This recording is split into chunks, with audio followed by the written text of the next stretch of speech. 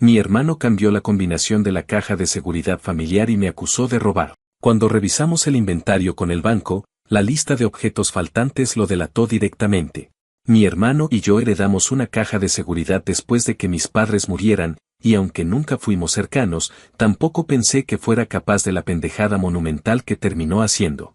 La caja no era un tesoro digno de una película, tenía cosas familiares valiosas, unas joyas antiguas de mi abuela, un reloj viejo de mi papá que siempre decía que arreglaría algún día, algunos papeles del seguro y un par de certificados de ahorro que mis padres guardaban como si fueran un recuerdo más que una inversión.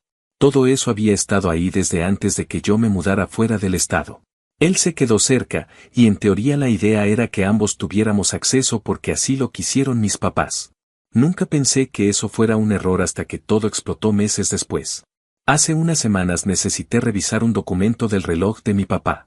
Nada del otro mundo, solo algo para actualizar un inventario. Fui al banco de toda la vida, el mismo de mis padres, y la gerente me recibió como si fuera un trámite normal. Pero antes de que pudiera pedir la llave vieja, me dijo que la combinación había sido cambiada.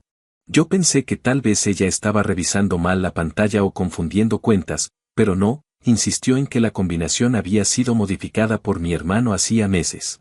En ese momento tuve esa sensación rara de cuando sabes que algo anda mal, pero no quieres sonar paranoico. Le pregunté qué documento había llevado él para justificar que solo su autorización era suficiente, y ahí fue cuando me enseñó una carta supuestamente firmada por mí. Escrita en un inglés torcido que ni un niño de primaria escribiría, con mi firma falsificada de la forma más descarada. Era tan evidente la falsificación que hasta la gerente arrugó la boca como si quisiera decir algo, pero se aguantó. Como la firma no coincidía y llevaba mi identificación, me dejaron entrar mediante un proceso especial, y apenas se abrió la caja sentí que el estómago se me caía al suelo. Faltaban cosas. No todas, pero sí varias que conocía de memoria porque llevaba años viéndolas en ese mismo lugar. Las joyas antiguas no estaban. Tampoco los certificados de ahorro. Ni siquiera el reloj de mi papá. Me quedé mirando la caja vacía por unos segundos, como si pudiera hacer aparecer algo con solo parpadear. La gerente intentó no meterse, pero me dijo que lo mejor sería hacer una revisión formal del inventario porque el banco ya había registrado un cambio meses atrás cuando mi hermano pidió verificar los contenidos. Y no sé por qué, pero en ese momento sentí una mezcla de rabia y vergüenza. La rabia porque era evidente que algo había hecho mi hermano, y la vergüenza porque ahora yo tenía que explicar que sí, que ese cabrón es de mi familia. Le llamé de inmediato, y él, con un tono tan casual que me dieron ganas de atravesar el teléfono, empezó a decir que seguramente habría sido yo el que movió algo, que él no tenía nada que ver.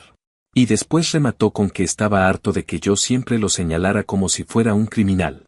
Para acabar, me colgó y me bloqueó en el momento. Esa fue la primera vez que pensé que tal vez la situación era incluso peor de lo que imaginaba. Un par de días más tarde, el banco me mandó un correo diciendo que debíamos tener una reunión para revisar la discrepancia entre el inventario viejo y el nuevo. Yo ya veía venir lo que iba a pasar, pero aún así asistí con la esperanza de que hubiera algún malentendido, aunque fuera pequeño. No lo había. Mi hermano sí llegó. Se sentó con esa actitud defensiva que siempre tiene cuando está mintiendo. Apenas comenzó la reunión, el tipo empezó a acusarme frente a todos, diciendo que yo había entrado antes que él, que me había quedado con las cosas y que ahora quería culparlo para limpiarme. Todo el teatro era tan absurdo que ni siquiera sabía cómo responder.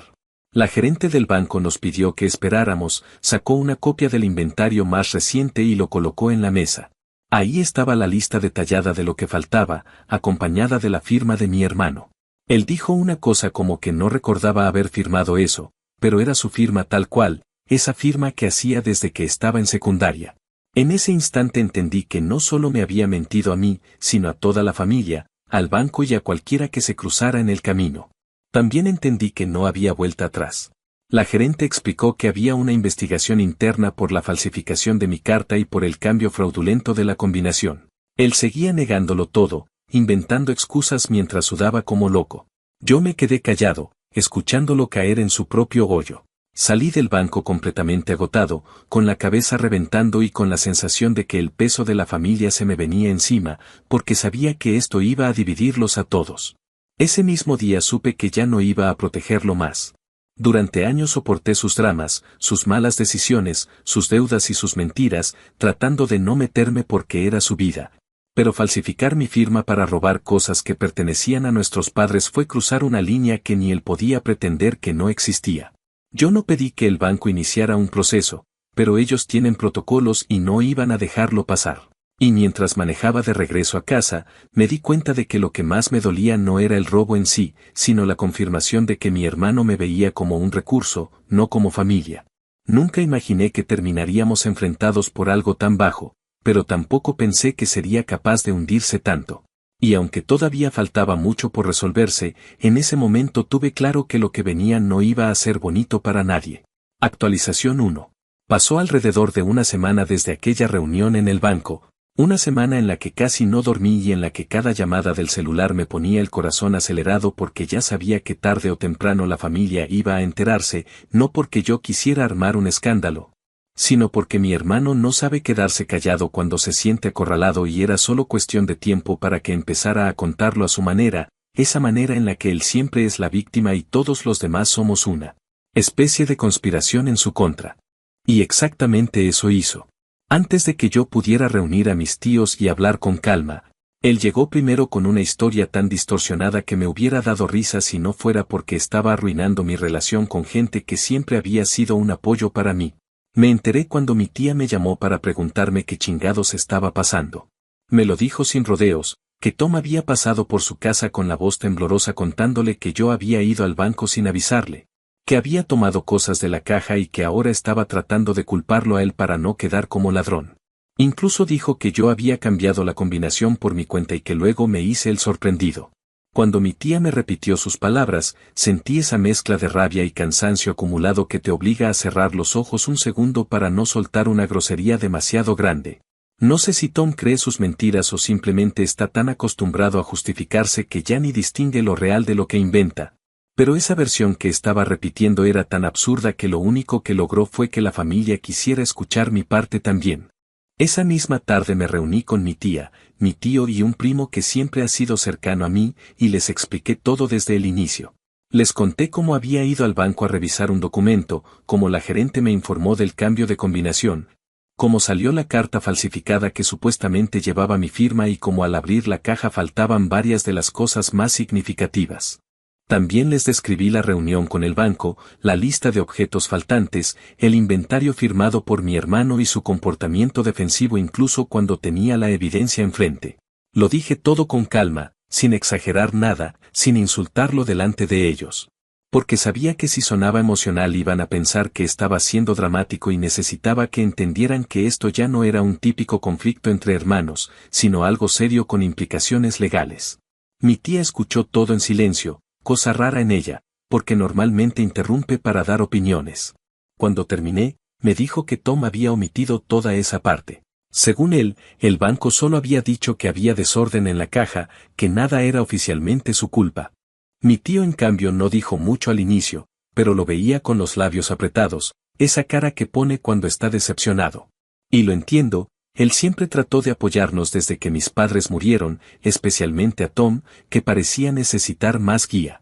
Lo que sí me dijo fue que necesitaba ver el documento que probaba que él había firmado el inventario porque no confiaba en nada que saliera de boca de ninguno de nosotros sin una prueba física. Le mandé la foto que la gerente me había entregado y creo que ese fue el momento en el que toda la tensión de la tarde se transformó en un silencio incómodo, casi pesado. Mi tío exhaló como quien deja ir cualquier esperanza de que su sobrino menor todavía pudiera darle el beneficio de la duda. Mi tía solo soltó un comentario que me sorprendió por lo directo que fue. Dijo que Tom era un pendejo y que ese pendejismo algún día iba a hundirlo, pero que nunca había imaginado que le iba a dar por falsificar la firma de su hermano para robar cosas de su propia familia. Lo que no esperaba fue que esa misma noche Tom llamara a mi primo, no para explicarse, sino para quejarse de que yo estaba organizando en su contra una especie de campaña de desprestigio. Es impresionante cómo puede engañarse al punto de creer que él es el atacado en esta situación. Me enteré porque mi primo me mandó un mensaje relatándome lo que le dijo Tom, y también me dijo que él, sinceramente, ya no quiere saber nada de él porque está harto de que cada problema que tiene siempre termine convertida en culpa de todos menos de él. Y aunque agradecí que mi primo tomara esa postura, también sentí tristeza. No importa cuánto enojo tenga acumulado, sigue siendo mi hermano. Pero a estas alturas es evidente que él no siente lo mismo respecto a mí. 2 días después, el banco me contactó para informarme que ya habían iniciado formalmente el proceso interno por la falsificación del documento. Me dijeron que recuperar los objetos era difícil porque muchas veces terminan revendidos casi de inmediato. Cuando escuché eso, sentí un hueco en el pecho porque esas cosas no eran solo económicas. Eran recuerdos, parte de mi familia, objetos que mis padres habían cuidado y que ahora estaban perdidos por la irresponsabilidad y la deshonestidad de mi hermano. Pensar que él las había cambiado por dinero rápido para pagar sus deudas me revolvía el estómago. Y aunque traté de no imaginarlo, supe en ese momento que probablemente jamás volvería a ver varias de esas piezas. Mientras tanto, mi hermano seguía insistiendo con su versión. Mi tía menor, que vive fuera del estado, me escribió un mensaje algo ambiguo preguntando si era verdad que yo había llamado a la policía por un malentendido familiar. Me quedé helado al leerlo. Esa frase exacta, malentendido familiar, suena justo como lo describe Tom, tratando de minimizar todo como si no fuera más que un problema de comunicación entre hermanos adultos. Le expliqué lo sucedido, con el mismo detalle, y después de leerlo simplemente me contestó que no sabía qué decir y que esperaba que yo estuviera cuidándome porque estas situaciones destruyen familias. Y sí, destruyen, pero no porque uno diga la verdad, sino porque el otro insiste en vivir en una mentira. Luego vino algo que, aunque esperaba en cierto modo, igual me provocó una mezcla de rabia y resignación. Tom me escribió desde otro número, muy típico de él cuando quiere contactarme después de bloquearme, para decirme que yo estaba exagerando todo, que cómo podía permitir que terceros se metieran en un asunto privado. Que por qué estaba empeñado en arruinarle la vida. Ese mensaje fue la confirmación de que él jamás iba a asumir la responsabilidad por lo que hizo. No hubo una disculpa, ni siquiera un reconocimiento mínimo. Todo era yo. Yo lo dañaba, yo lo perseguía, yo lo atacaba. No importaba que él hubiera falsificado una firma, que hubiera cambiado la combinación de la caja, que hubiera robado cosas que no eran suyas. En su cabeza, él es la víctima siempre. Cuando me senté en el sillón esa noche, ya tarde, repasando todo lo que había pasado desde que descubrí que la combinación había sido cambiada, sentí una especie de cansancio que nunca había experimentado. No era físico, era ese agotamiento emocional que te da cuando te das cuenta de que la persona en la que confiaste está dispuesta a arrastrarte con tal de no enfrentar sus consecuencias. Y mientras pensaba en todo esto, entendí que esta actualización no era solo sobre lo que pasó en la semana, sino sobre aceptar que la relación con mi hermano nunca volverá a ser la misma. No sé si es posible reconstruir algo después de un golpe así, pero sí sé que no voy a cargar con su mierda ni a protegerlo del caos que él mismo provocó. Y aunque la familia esté partida en opiniones, y aunque la situación haya escalado más de lo que imaginé, lo único que tengo claro ahora es que ya no estoy dispuesto a permitir que siga hundiéndome con él cada vez que toma decisiones estúpidas. Ahora es su problema. Y, por primera vez en mucho tiempo, también será su responsabilidad. Actualización 2. Habían pasado varias semanas desde esa primera explosión familiar y desde que el banco inició el proceso formal por la falsificación.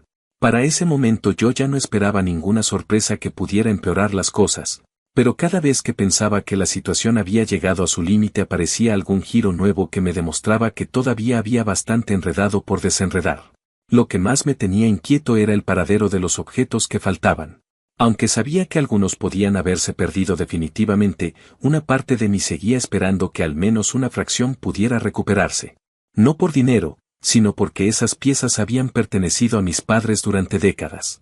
Cuando el banco me llamó un día para decirme que habían avanzado con el rastreo, sentí una mezcla difícil de describir, algo entre expectación, miedo y un cansancio profundo que me hacía dudar de que realmente quisiera escuchar lo que seguía. Esa tarde tuve una reunión virtual con un representante del banco y con la persona encargada de la investigación interna. Me explicaron que gracias a los números de serie y a las descripciones detalladas que mis padres habían dejado en el inventario original, habían podido seguir el rastro de varias piezas. Las casas de empeño colaboraron mucho más de lo que yo esperaba, quizá porque se dieron cuenta de que sin querer habían sido parte de una transacción ilegal. Lograron recuperar algunas joyas, pero no todas. Varias habían sido vendidas casi inmediatamente y entregadas a compradores particulares. Yo esperaba que eso fuera lo peor que me iban a decir, Pero resultó que la historia todavía tenía otro giro inesperado. Una de las piezas, un collar que perteneció a mi abuela, había sido revendida a una mujer que vivía en el mismo condado que mi hermano. Cuando el banco mencionó su nombre, me quedé en silencio varios segundos, tratando de procesarlo. Era el nombre de la exnovia de Tom, una mujer con la que él había terminado hacía casi un año, pero con la que había tenido una relación intermitente llena de dramas y reconciliaciones. No entendía cómo había llegado ese collar a sus manos, así que antes de preguntar algo, el representante del banco continuó explicando que la mujer lo había mostrado públicamente en redes sociales. No me dijeron en qué red porque no era relevante para el reporte, pero bastaba con saber que ella había posado con el collar como si fuera un regalo significativo que había recibido recientemente. Me quedé mirando el monitor sin poder articular una frase coherente durante varios segundos. Esa pieza era una de las más importantes para mí y era evidente que mi hermano se la había dado como si fuera suya. No supe si sentir rabia o un tipo de tristeza que solo se siente cuando alguien toma algo que tenía valor emocional y lo reduce a una moneda de intercambio. Lo único que pude pensar en ese momento fue que Tom había cruzado un nivel de irresponsabilidad que yo no había creído posible ni siquiera en mis peores suposiciones. Después de la reunión con el banco, me quedé sentado en la mesa del comedor, en silencio, tratando de entender qué se suponía que debía hacer. No quería comunicarme con la exnovia de Tom directamente, así que llamé al abogado del banco para preguntarle cómo proceder. Me explicó que ellos ya estaban tramitando la recuperación formal porque el objeto era parte de una investigación, que no tenía que involucrarme en nada. Eso era un alivio, porque honestamente no tenía energía para lidiar con más personas vinculadas a mi hermano. Aún así, me quedé pensando en la frialdad con la que él debió haber entregado ese collar, sabiendo perfectamente que no le pertenecía, que era un recuerdo familiar que mis padres habían guardado toda su vida. Esa parte fue lo que más me golpeó en lo emocional. El hecho de que para él esas cosas no cargaran ningún significado, y que pudiera deshacerse de ellas como si fueran simples accesorios. Cuando la familia se enteró de ese nuevo detalle, el caos volvió a estallar. Mi primo mayor fue el primero en llamarme. Me dijo que estaba harto de escuchar a Tom justificarse, que ahora andaba diciendo que él no había vendido nada, que todo era un error del banco y que seguramente alguien más había tomado las cosas antes que él. Mi primo me contó que en una conversación reciente Tom incluso insinuó que tal vez yo estaba intentando quitarle la herencia familiar usando al banco como excusa, lo cual me dejó completamente desconcertado porque no sabía si reír o simplemente colgarle a mi primo de lo absurdo que sonaba. No sé si Tom se escucha cuando habla, pero a veces pienso que de verdad cree todo lo que dice, por más irracional que sea. Mi tía también llamó, pero esta vez con otro tono. Ya no estaba con rabia, sino con una decepción palpable en la voz. Me dijo que siempre había tratado de justificar a Tom, que siempre lo había defendido cuando hacía tonterías, pero que ahora sentía que ya no había nada que defender. Me recordó que ella había estado presente cuando mis padres hicieron el inventario original de la caja de seguridad y que sabía perfectamente lo importante que eran esas piezas para ellos. Que no podía imaginarse el nivel de descaro necesario para falsificar la firma de tu propio hermano y luego usar esos objetos como regalos para quedar bien con alguien más.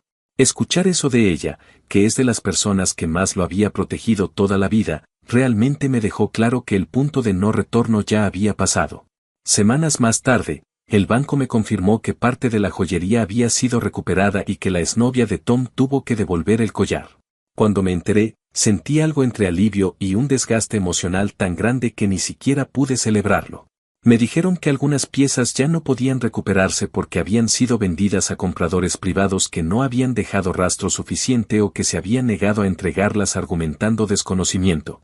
Por mucho que doliera, acepté que eso ya no estaba en mis manos. Mientras tanto, Tom seguía con la misma actitud. Ni una disculpa, ni una mínima muestra de remordimiento. Solo mensajes indirectos a la familia diciendo que yo estaba exagerando, que todo era una confusión y que la investigación del banco era un abuso en su contra. Mi tío paterno, que siempre ha sido el más directo de todos, le respondió en una llamada que lo que estaba viviendo no era un abuso, sino la consecuencia lógica de sus decisiones. Después me llamó para contarme cómo lo había enfrentado y no pude evitar sentir un pequeño alivio. Por primera vez en muchos años, no era yo solo quien estaba empujando contra la corriente del comportamiento de Tom. Una noche, mientras revisaba los correos que había acumulado durante el día, Encontré uno del abogado del banco notificando que la investigación había avanzado lo suficiente para considerar cargos formales por falsificación y fraude menor. Me dijeron que todavía faltaban pasos, que las autoridades locales tomarían declaraciones adicionales y que posiblemente me contactarían más adelante para corroborar algunos detalles. Leí el mensaje varias veces, no porque no lo entendiera, sino porque sentía que esa confirmación cerraba una puerta que había estado abierta toda mi vida. La puerta de creer que mi hermano todavía tenía arreglo, que con suficiente paciencia y apoyo podía cambiar. Ese correo fue la primera señal oficial de que el daño estaba hecho y que no había forma de retroceder. Esa noche me permití sentir algo que no había querido enfrentar desde que todo comenzó, tristeza. No tristeza por las cosas perdidas, ni por las piezas que ya nunca volverían, sino tristeza por lo que Tom eligió ser. Siempre pensé que la falta de responsabilidad era algo que él podría superar con el tiempo, pero nunca imaginé que esa inmadurez llegaría al punto de destruir la confianza de toda una familia. Y en esa tristeza también entendí que esta actualización no era solo un reporte de avances, sino un recordatorio de que algunas fracturas no sanan, solo se vuelven parte de la historia. Aunque todavía faltaba enfrentar las consecuencias finales, esta etapa dejó claro que lo que antes era un conflicto entre hermanos ahora se había convertido en algo mucho más grande, algo que él mismo provocó y que yo, aunque quiera, ya no puedo detener. Actualización final. Había pasado un par de meses desde que el banco completó la mayor parte de la investigación y desde que recuperaron todo lo que se pudo rescatar de las casas de empeño. Durante ese tiempo, yo pensé que la situación iba a estabilizarse de alguna manera, no porque esperara que Tom diera un giro repentino hacia la madurez o que reconociera lo que había hecho, sino porque había llegado a un punto donde ya no quedaba mucho por descubrir. Sin embargo, con Tom nunca existe una verdadera línea final. Siempre encuentra la forma de extender el conflicto, ya sea por orgullo, por miedo o por esa incapacidad eterna que tiene para asumir que su vida no es el resultado de conspiraciones, sino de sus propias decisiones. Pero incluso con esa expectativa baja, no imaginé la escena que viviría una tarde cuando regresé del trabajo y encontré a mi hermano esperándome en la entrada de mi casa. Lo reconocí desde la ventana antes de estacionar. Estaba parado en la acera, con los hombros caídos y esa postura suya que siempre adopta cuando quiere que alguien sienta lástima por él. Al principio pensé en irme, dar la vuelta y evitar un encuentro que seguramente iba a terminar en gritos o en otra discusión absurda. Pero también sabía que dejarlo ahí parado solo iba a empeorar las cosas, porque Tom es experto en convertir cualquier rechazo en un argumento para victimizarse. Cuando bajé del auto, él dio un paso hacia mí, pero no dijo nada. Hubo un silencio extraño, un silencio que normalmente precede a un intento suyo por manipular la situación, así que solo lo miré esperando que empezara a hablar. Finalmente, con la voz quebrada, me dijo que necesitaba hablar conmigo, que era urgente, que era su última oportunidad antes de que todo se fuera al carajo. Esa frase ya la había escuchado muchas veces, así que no me provocó ninguna reacción especial. Lo invité a pasar porque no quería que mis vecinos escucharan una conversación tan delicada, pero incluso mientras caminábamos hacia la puerta sentí que algo estaba distinto en él. No sabría decir si era arrepentimiento o simplemente miedo, pero por primera vez en mucho tiempo no tenía esa actitud defensiva que usaba para justificar todo. Cuando nos sentamos en la sala, él comenzó un largo monólogo que parecía haber ensayado. Dijo que la situación se le había salido de control, que nunca pensó que el banco llegaría tan lejos y que jamás imaginó que yo permitiría que el proceso siguiera adelante. Repetía una frase que me cansé de escuchar esa tarde, algo como que yo tenía la capacidad de frenar todo si realmente lo quisiera. Me contó que había recibido una notificación formal del banco y otra de la policía local para programar una entrevista. Decía que su jefe ya se había enterado de los problemas legales porque necesitó pedir tiempo para esas citas y que ahora tenía miedo de perder el empleo. Yo escuchaba todo sin interrumpirlo, no porque sintiera compasión, sino porque quería que terminara antes de responder. Luego pasó a esa parte que yo sabía que venía tarde o temprano. Me pidió que retirara mi cooperación con la investigación, que les dijera a los del banco que yo quería resolverlo de manera privada, que no tenía intención de perjudicarlo. Cuando lo dijo, no pude evitar soltar una risa corta, no de burla, sino de incredulidad absoluta. Me pidió calmadamente que reconsiderara, que éramos hermanos, que la familia debería estar por encima de cualquier malentendido. Escuchar esa palabra, malentendido, me produjo un cansancio inmediato. Tom aún estaba empeñado en reducir todo lo ocurrido a algo menor, como si falsificar una firma y robar objetos familiares fueran simples errores corregibles con una disculpa tardía. Le expliqué lo más claramente que pude que esto nunca estuvo en mis manos. No fui yo quien decidió que el banco iniciara una investigación, no fui yo quien falsificó una firma, no fui yo quien vendió objetos que no le pertenecían ni fui yo quien inventó una historia para encubrirlo. Él seguía insistiendo, repitiendo que todavía podía detener la bola de nieve. Me dijo que yo siempre había sido la parte racional de la familia, que si yo quería podía convencer al banco de llegar a un acuerdo que no implicara antecedentes. Esa parte me sorprendió, porque era la primera vez que lo escuchaba admitir que temía tener antecedentes. Quizá pensó que el proceso quedaría en nada o que la familia lo protegería como tantas veces había ocurrido en su vida. Cuando vio que yo no reaccionaba, cambió de táctica y empezó a hablar de nuestros padres, de cómo ellos habían querido que compartiéramos la caja de seguridad, de cómo yo siempre había sido el favorito. Decía que ellos no habrían querido vernos así y que yo tenía la obligación moral de darle otra oportunidad. En ese punto sentí la rabia subir. No porque hablara de nuestros padres, sino porque usaba su memoria como excusa para manipularme. Muchos años de su vida consistieron en culpar a cualquiera menos a sí mismo, pero escuchar que intentaba usar a nuestros padres como argumento emocional fue el colmo. Fue ahí cuando le dije lo que llevaba meses queriendo decirle. Le expliqué que no estaba destruyendo su vida, que no era el responsable de las consecuencias que ahora enfrentaba. Le dije que no era mi trabajo protegerlo de las repercusiones de sus actos ni limpiar los desastres que él mismo provocaba. Y también le dije que había pasado gran parte de mi vida dándole el beneficio de la duda, justificando sus errores y tratando de evitar que tocara fondo, pero que esta vez había cruzado una línea que ya no podía ignorar. Él solo me miraba en silencio, con una mezcla de shock y enojo, como si no pudiera creer que yo estuviera diciendo esas palabras en voz alta. Cuando terminé, él se levantó lentamente y dijo que entonces yo no era su hermano, que yo era igual que todos los que lo habían abandonado. Esa frase no me afectó como él esperaba. Más bien me confirmó que aún no había comprendido nada. Se fue sin esperar respuesta, cerrando la puerta de un golpe. Lo observé desde la ventana mientras se alejaba, caminando sin rumbo claro. Por un momento pensé en salir y detenerlo, decirle algo más, pero rápidamente entendí que ya no había nada más que decir. Lo que tuviera que aprender, tendría que hacerlo sin mi intervención. Un par de días después recibí un correo del banco informando que habían llegado a un acuerdo con él. No incluía detalles, pero especificaba que el caso se cerraría con una sanción administrativa y que él cargaría con un registro que no era grave, pero sí suficiente para que quedara constancia de la falsificación y del fraude. Consulté con el abogado para entenderlo mejor y me explicó que, debido a que parte de los objetos se recuperaron y a que Tom no tenía antecedentes previos, optaron por una resolución que no implicaba cárcel, pero que sí tendría repercusiones en su historial. Me quedé sentado en silencio después de leer eso.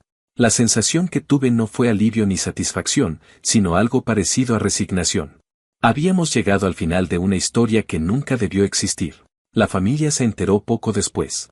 Algunos pensaron que el castigo había sido suave, otros creían que era suficiente.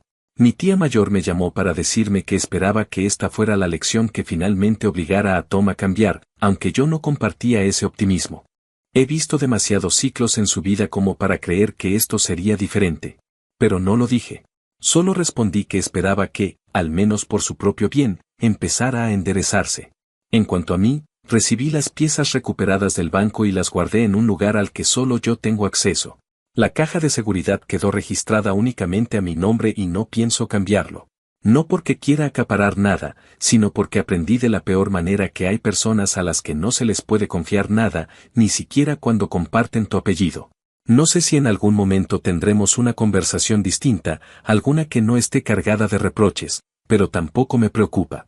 Por primera vez en mucho tiempo, la responsabilidad de lo que ocurra con él dejó de ser mía. Y esa, más que cualquier venganza, es la verdadera liberación de toda esta historia.